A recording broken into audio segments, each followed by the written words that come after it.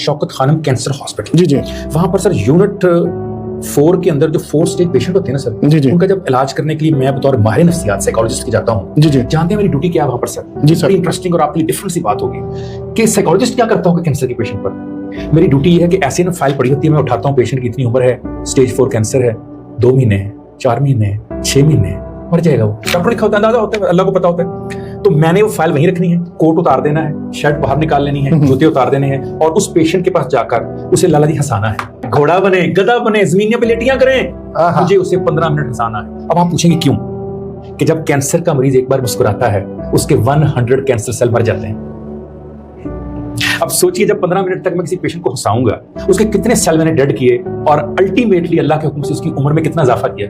जब उसी मरीज का मैं 4 हफ्ते इलाज करता हूं और 4 हफ्ते बाद मैं देखता हूं फाइल तो कहती थी 4 हफ्ते बाद मर जाएगा, ये तो जिंदा है, तो मुझे कितनी खुशी होती होगी यार, मेरे 15 मिनट हंसाने से उसके 1 हफ्ता जिंदगी बढ़ गई। और मैं अगली बात ये करना चाहता हूं कि अगर कैंसर के पेशेंट का इलाज इतना हो रहा है अच्छा, तो स्ट्रेस के पेशेंट का इलाज कितना अच्छा होगा लाफ्टर से।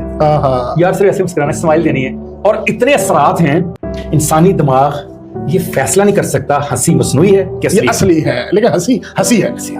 यही वजह है कि लाफ्टर थेरेपी कहते हैं इसको, स्माइल मेडिसिन कहते हैं इसको दुनिया में। बिल्कुल ऐसी। कोरिया, जापान में आप जाएं, चीन में आप जाएं, आप हैरान रह जाएंगे।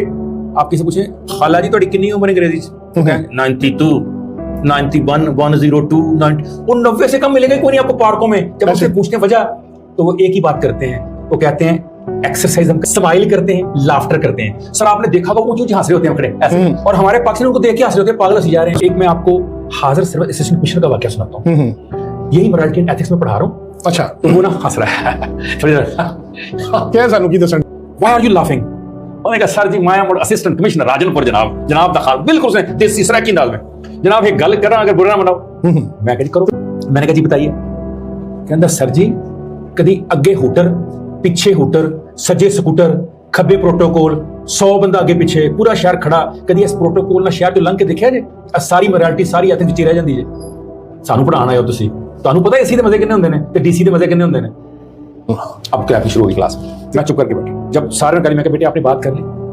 मैंने कहा बेटा सुकरात, अब मैं बता रहा हूँ पढ़ाने का और बात करने का तरीका क्या। मैंने कहा बेटे आपने बहुत अच्छी बात की, बदकिस्मती से मैं उस प्रोटोकॉल को ज्वाइन नहीं कर सका जिंदगी में। हाँ एक मैंने किया, सुकरात बैठा था किसी का, वो दाल के साथ सूखी रोटी खा रहा था।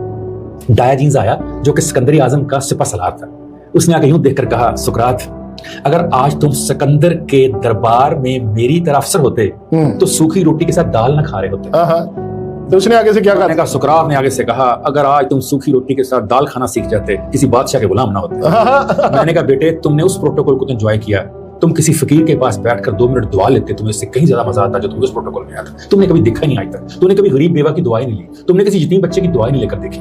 सर आप यकीन कीजिए उसकी आंखों में आंसू आ गए, वो जो हंस रहा था रोना शुरू हो गया और उसने उसी वक्त खड़े होकर कहा सर मैं माफी चाहता हूँ, बात मैंने कर दी लेकिन अब आपकी बात समझ चाहिए मुझे, जो कि पहले हमें समझ नहीं आई थी। दुनिया के हर शख्स को आती है, किसी को ज्यादा, किसी को कम, किसी को तरीका आता है, किसी को नहीं आता, कोई मैनेज कर लेता है, कोई मैनेज नहीं करता, कोई कोपिंग कर लेता है, कोई कोपिंग नहीं कर सकता। इतना सा फर्क है, होती सबको है, बराबर होती है।